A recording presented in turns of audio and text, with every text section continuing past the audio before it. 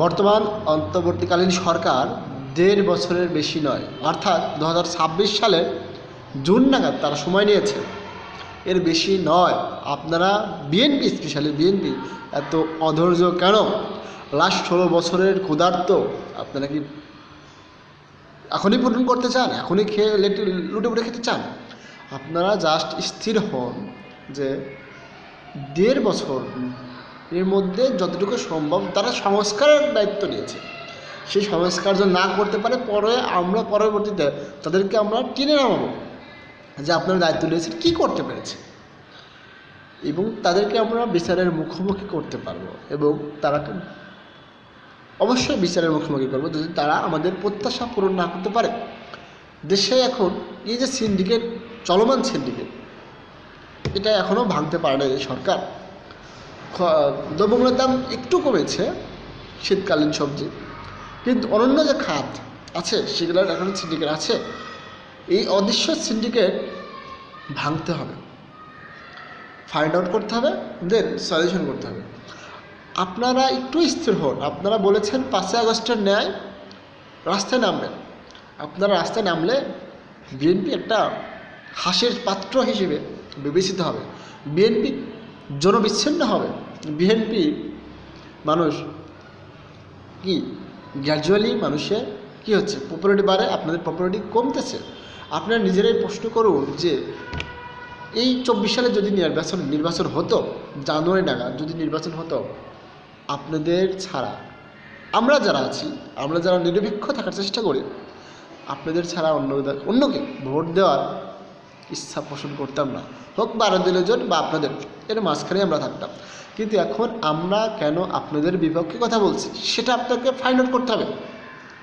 আপনাদের নেতাকর্মীদের আচরণ আওয়ামী লীগের ন্যায় যদি হয়ে থাকে তাহলে সেটা আপনাদের সংশোধন করতে হবে। আপনাদের ওয়ার্ড পর্যায় থেকে, জেলা কমিটি থেকে, স্থায়ী কমিটি যারা আছেন, তারা সদস্যদের যারা নেতৃত্ব পর্যায়ে আছেন, তারা কি নির্বাচিত না অনির্বাচিত, সেটাকে আগে ফাইন্ড আউট করতে হবে এবং সে অনুযায়ী আপনাদের কাজ করতে হবে।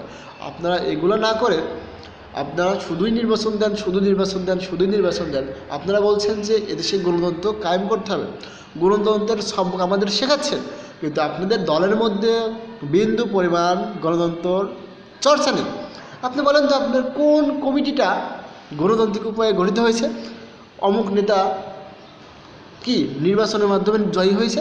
না, কোনো কমিটিতে এরকম নেই। তাহলে আপনাদের মুখে গণতন্ত্রের সবক সাজে না। আপনাদের যে মহাসচিব লাস্ট কয়েক বছর আছে, এই যে এতদিন আছে, মাঝখানে তো আন্দোলনের ব্যর্থতার দায়িত্ব তাকে তো পদত্যাগ করা উচিত ছিল বা চেঞ্জ করা উচিত ছিল, বা তাকে যদি মনে করেন যে তার হাত দিয়ে সফলতা আসবে, আসুক, এবং ধরি যে আসেনি, ছাত্র জনতার মাধ্যমে আসছে, কিন্তু তিনি দায়িত্ব গ্রহণ করেছে। এত বছর কেন দায়িত্ব গ্রহণ করবে? কোন নির্বাচন হয়েছে? না, হয়নি।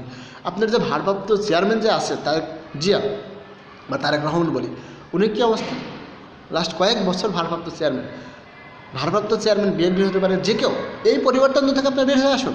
আপনার দলে কেন জিয়ার পরিবারের সব ৩ জনের ছবি থাকবে, কিছুদিন পর তারেক রহমানের বইয়ের ছবি থাকবে? এই সব বিষয় পরিবর্তন থেকে আমাদের বের হতে হবে। আওয়ামী লীগের পতন কীভাবে হয়েছে, কেন হয়েছে, সেগুলো ফাইন্ড আউট করছেন তো, এবং সে অনুযায়ী নিজেদের দলকে ঢেলে সাজান।